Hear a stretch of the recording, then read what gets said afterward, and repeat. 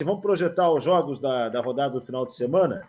Atlético e Fortaleza, jogo interessantíssimo, hein? Esse jogo sábado, 7 da noite. O Atlético brigando pela liderança, Fortaleza está ali pertinho com o Vojvoda. Eu acho que, olha, é um jogo para ficar de olho também, porque a gente deve ter aí um jogo repleto de alternativas táticas. O que vocês acham que dá? Olha... Segundo contra quarto, hein? Eu vou fechar com vocês. É jogo que a gente... Não dá para cravar favorito, porque são duas equipes que estão jogando bem organizadas. O Fortaleza tem me surpreendido bastante com o trabalho do Vojvoda. E é um time que conseguiu recuperar um cara que, assim, ó, vários clubes já tentaram, mas não conseguiram, não sei o quê, que é o Pikachu. O Pikachu tem se dado muito bem jogando por dentro. Esqueçam o Pikachu de lateral. O Pikachu não é mais lateral no futebol brasileiro. Essa máxima morreu. Pikachu muito bem jogando meia. Por dentro. Virou meia. O Atlético precisa ficar de olho nele. Eu acho que é um jogo muito igual em termos de alternativas, mas, claro, o Atlético tem sido muito firme defensivamente, por isso eu acho que leva um trunfo aí em relação a esse jogo. Eu vou estar na transmissão em rede nacional pela Band News FM de Corinthians e Internacional, hein? O Inter chegando aí. É um jogo repleto de dúvidas dos dois lados. Tem uma cara de empate esse jogo. Eu ia dizer, sabe aquele jogo com cara de 0x0? Até só que 0x0 pela Corinthians. Só que 0x0 pro Inter é ruim. É ruim. Só que 0x0 pro Inter é ruim. É ruim esse resultado pro Internacional, porque aí tu soma mais um jogo sem vitória. O Inter não consegue ganhar dentro de casa. O Inter só venceu fora de casa da Chapecoense e do Bahia. O Inter tem sérias dificuldades em jogar contra equipes como o Corinthians, que jogam fechado e que jogam amarrado, que tem aquele jogo amarrado. E o Corinthians, historicamente, tem esse jogo amarrado. Eu acho que o Silvinho entendeu o recado e tá fazendo igual, porque o Corinthians, eu vejo dificuldade no Corinthians em jogar. Olha, o Internacional vai passar trabalho. Sem ter um setor de criação bem desenvolvido naquele meio campo, o Internacional vai passar trabalho contra o Corinthians. Sabe de uma coisa, Luciano? Eu tô aqui pensando, você vai falar o calendário do Inter, daqui a uma semana e pouco, vamos ter um Grenal de dois times em crise, possivelmente. Sim. O Inter pega Corinthians, depois o Inter tem São Paulo, que não vem bem, mas que é um time muito mais organizado e muito melhor taticamente do que o Corinthians, e depois é um clássico Grenal em dois times que vivem momentos semelhantes, só que para baixo e não para cima. Se chegarem como estão, vocês estão certos aí. Também vou estar na transmissão essa Internacional de Chapecoense e Bahia. O jogo chato para Chapecoense, viu? Porque agora não pode se defender, tem que atacar o time do Bahia. Chapecoense pressionado a vencer, enfim, toda a conversa que está falando, tudo que se comenta, Chapecoense ainda zerado, né? A Chapecoense tem 4 times que não ganharam no campeonato ainda, São Paulo, Cuiabá, Chapecoense e Grêmio. E aquela história, literalmente que coelho da cartola que o Jair Ventura pode tirar desse time, desse elenco, sem previsão de reforços, para vencer um Bahia que também faz uma campanha boa, 7º colocado, né? Tem 3 vitórias já, mas a questão é depender do que o Jair Ventura possa conseguir espremer desse time para tornar um time confiável e não empatar. Empatar não tá bom, o time precisa começar a ganhar jogos, porque só empatar não vai resolver. Para o Bahia o empate serve, né? O Bahia vem de 2 derrotas. Sim. Para a Chapecoense é terrível. Para a Chapecoense é terrível. Preca, né? Mas é que o Bahia não tem... Vai acabar se soltando para cima da Chapecoense. É o jeito do Bahia jogar. A Chape talvez tenha que jogar como joga fora de casa, especulando o resultado, mesmo dentro de casa. E o Bahia veio de uma derrota dura ontem, né? Tomou de 4 do América em casa. Né? É verdade. O Juventude vai visitar o Castelão para enfrentar o Ceará. O Juventude que vem de bons resultados aí, eu conheço. Vem de 2 vitórias, dá para dizer que emblemáticas para a equipe do Juventude, que a ideia inicial é se manter na Série A, está fazendo aquela famosa gordura, está aguardando aqueles pontos para conseguir ali adiante poder queimar eles e se manter numa Série A de Campeonato Brasileiro, eu acho que é um jogo, dá para dizer que o Juventude possa fazer uma partida especulativa jogando contra o Ceará. O Ceará também não vive um bom momento no Campeonato Brasileiro. O Ceará, 13º colocado hoje no Brasileirão, não vive as mil maravilhas com o Guto.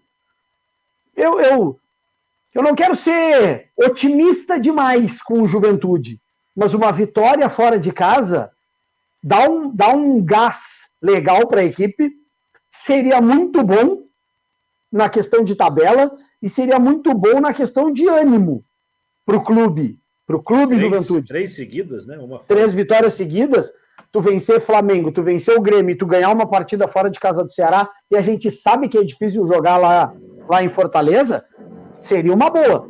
Mas não se descarta também um empate. O empate para o Juventude não é um mau resultado. Se a gente for pegar um recorte de 3 jogos, o Juventude fazer 7 pontos de 9, é um bom resultado para o Juventude hoje, um empate. E o Juventude está invicto jogando fora de casa, 3 empates. O Juventude perdeu 2 jogos só. Os dois em casa. Empatou com o Cuiabá, empatou com o Santos de 0-0 e empatou com o América Mineiro. Está invicto fora de casa. Está invicto fora.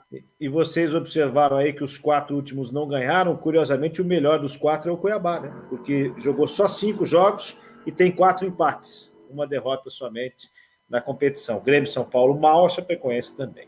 O Grêmio recebe o Atlético Goianiense domingo, 8h30 da noite. É um jogo que pode decidir a vida do Thiago Nunes. Aí o Atlético Goianiense jogou contra o Atlético e vai ser adversário do Furacão na Copa do Brasil e foi um jogo duríssimo, porque é um time que se defende muito bem. Aliás, é a melhor defesa do Campeonato Brasileiro para o Grêmio tentar furar. Esse eu acho que é o maior problema que o Grêmio vai enfrentar. É um time que se defende bem, que toma poucos gols. O Grêmio não tem conseguido criar para fazer. O Grêmio tem criado pouco. O Grêmio tem feito gols muito mais na questão de individualidade ou na questão do oba-oba, do vamos, da empolgação, do que de jogadas criadas e do que de jogadas trabalhadas. Vai ser um jogo complicado para o Grêmio. O Grêmio vai precisar fazer mágica para ganhar do Atlético Goianiense em função disto, de ter que criar para cima de um time que se defende muito bem. Mesmo que o jogo seja na arena, mesmo que o Grêmio conheça o gramado, o Thiago Nunes está pressionado, a equipe está pressionada, os jogadores estão pressionados para mostrar um rendimento. É o jogo-chave da temporada para o Grêmio. É o jogo-chave. Ou o Grêmio vence, ou o Grêmio vence. Não tem outra alternativa. Vai precisar tirar coelho da cartola. Não é o Jair Ventura na Chape, mas o Thiago Nunes vai precisar tirar um coelho da cartola. Ele vai precisar se reajustar e vai precisar se... Eu não queria dizer se reinventar, mas alguma coisa diferente na escalação do Grêmio ele vai precisar fazer. Porque jogar como ele vem jogando, que é a característica, ele vai precisar se ajustar nessa escalação do Grêmio. Que é a característica de alguém que está no desespero, sabendo que se não vai conseguir ganhar, vai passar a guilhotina e ele está fora. Né? Apesar de estar pegando o Atlético Goianiense, faz uma campanha boa, mas ele tem uns números interessantes. Enquanto que o Red Bull já fez 17 gols no campeonato, o Atlético fez 14, Palmeiras fez 15, o Atlético está em 8º, só fez 5 gols no campeonato. Que tomou 3 gol. Mas toma pouco gol, mas faz pouco gol também. Produz pouco. Agora, é um time que joga bem fechadinho. Agora, concordo contigo, Luciano, da forma como o ultimato indireto que o Thiago Nunes tomou do Herman ontem, indica que ele vai inventar alguma coisa que pode dar muito certo, também pode dar muito errado, alguma receita para conseguir ganhar esse jogo e ganhar uma sobrevida, tendo depois que enfrentar o Palmeiras e o Inter. Sim, tu sabe que eu acho estranho porque a ideia de jogo do Thiago Nunes ela é muito semelhante ao que ele apresentava no Atlético Paranaense. Quando ele chegou, eu fui relembrar, porque a gente acompanha, mas acompanha de longe. Eu fui relembrar o trabalho dele no Atlético Paranaense. E a montagem de equipe dele é muito semelhante. Porque no Furacão ele também montava um meio-campo com 3 volantes. Mas ele tinha um meia. O Léo Cittadini era o cara da criação dele no Atlético Paranaense. O Napo tá aí se eu estou inventando moda. O Léo Cittadini era o meia dele no Atlético Paranaense. E ele jogava com o Rony aberto e com o Marco Ruben como homem de referência. Hoje no Grêmio ele não tem esse meia. Ele tem... Está tentando o Mateuzinho, né? E tá errado. O Mateuzinho não é meia. O Mateuzinho não é o meia. Então ele tá com os 3 volantes dele, mas para mim ele vai ter que abrir mão ou dos 3 volantes e colocar um meia de criação, trazer o GPR, trazer o Pedro Lucas, garoto da base, e que a torcida também pede. Ó, eu volto, giro e mexo e falo os jogadores da base. Ou ele vai ter que abrir mão de algum dos jogadores de lado, ou Ferreira ou Douglas Costa. Porque ele jogava com um meio-campo com 3 volantes, um meia, era quase um 4-3-1-2 no Atlético Paranaense. Um jogador aberto pelo lado e o centroavante. O centroavante ele tem que é o Diego Souza. Quando ele não quer o Diego Souza, ele bota o Ricardinho. É homem de referência. Mas aí ele vai precisar optar. Ou ele abre mão dos 3 volantes e bota um meia de criação, ou ele abre mão de alguém pelo lado. Eu duvido ele abrir mão do Douglas Costa. Não sei se ele vai abrir mão do Ferreira. Aqui, agora, que ele vai ter que mexer, vai ter que mexer. 2 boas lembranças. O Patrick e o Roqueiro lembram do Bruno Guimarães, né? Que era ali uma segunda peça de meio campo e que sim, né, jogador. Mas ele tem isso. Mas ele tem isso no Grêmio. Eu não estou comparando com o Bruno Guimarães. Na qualidade do Bruno Guimarães, que para mim foi um achado do Thiago Nunes naquele Atlético Paranaense. Mas ele tem o Darlan, ele tem o Bobson, ele tem o Fernando Henrique, ele tem o próprio Matheus Henrique para fazer essa função de segundo homem de meio campo com um pouco mais de saída de bola. Mas ele não pode achar que o Matheus Henrique é o homem de criação do Grêmio. Não é. É muito longe disso. Muito longe disso. Se daquele meio campo de ontem ele quisesse escolher um cara para fazer a criação, o cara seria o Darlan. Que lá na categoria de base, e aí eu fui conversando com amigos no Bagé, ou no Guarani de Bagé, se não me engano, na categoria de base, o Darlan era meia. Aí ele vem para o Grêmio, joga um pouco de meia e depois é recuado para fazer uma função de segundo homem de meio campo. Mas ele tem qualidade no passe. Porque a gente já viu ele fazer isso no próprio Grêmio, aqui no Campeonato Gaúcho. Quando o Grêmio jogou com a categoria de base, e que o Darlan era um dos mais cascudos, vamos dizer assim, ele jogava um pouco mais adiantado e fazia essa função de meia de ligação. Então, daquele trio de ontem, o cara para fazer a função mais adiantada era o Darlan, não era o Matheus Henrique.